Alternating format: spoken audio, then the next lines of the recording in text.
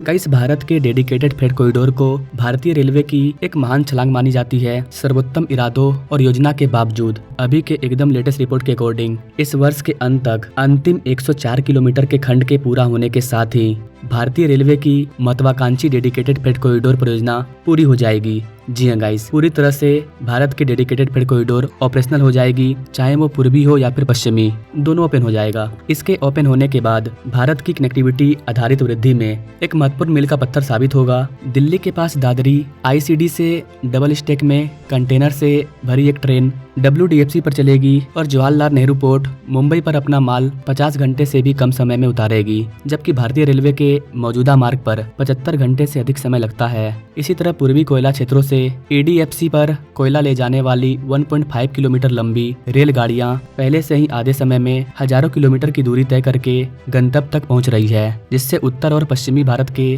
कई बिजली घरों की भट्टियां चल रही है। भारतीय रेलवे की महान छलांग बेहतरीन इरादों और योजना के बावजूद एक दुबके हुए बाघ की तरह विफल रही है। पिछले 10 वर्षों में यानी कि 2014 से 2024 में रेलवे परियोजनाओं के लिए GBS के रूप में पूंजी का अभूतपूर्व प्रवाह किया गया, विशेष रूप से नेटवर्क की क्षमता बढ़ाने के लिए, जो अर्थव्यवस्था के मुख्य क्षेत्रों की मांग को पूरा करने के लिए बहुत ही ज्यादा महत्वपूर्ण है। यहाँ तक कि 2007 में परिकल्पित 2 DFC ने भी 2014 तक कोई भौतिक प्रगति नहीं की थी। रेलवे को प्राप्त GBS की एक दिलचस्प दशकीय तुलना इस तथ्य की पुष्टि करती है कि 2004 से 5 और 2013 से 14 के दौरान रेलवे को प्राप्त 1,56,000 करोड़ रुपया था। लेकिन आपको जानकर हैरानी होगी कि 2014-15 से लेकर के 2023-24 के बीच में रेलवे को जो बजट मिला वो है 8,25,000 करोड़ रुपया, जो कि 5 गुना अधिक है। कहाँ 10 साल में 1.5 लाख करोड़ रुपया मिला और कहाँ 10 साल में 8,50,000 करोड़ रुपया मिला, जो कि 5 गुना ज्यादा है। इसका परिणाम ये हुआ कि कुछ वर्षों के दौरान कई अधूरे काम और परियोजनाएं पूरे किए गए हैं। भारतीय रेलवे की पूरी बिजली का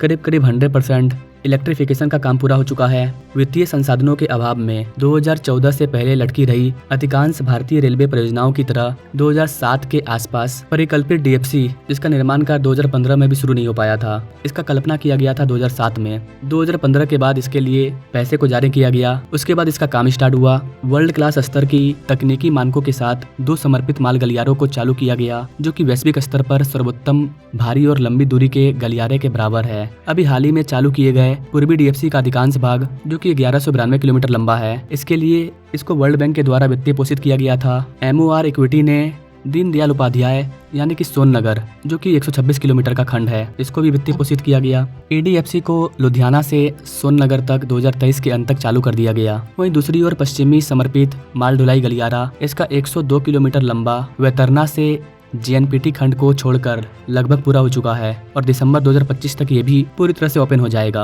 WDFC को फंडिंग करने का काम जापान अंतर्राष्ट्रीय सहयोग एजेंसी कर रही है। ये DFC टोटल 2,843 किलोमीटर लंबाई यानी कि 1,337 किलोमीटर और WDFC 1,506 किलोमीटर को कवर करते हैं।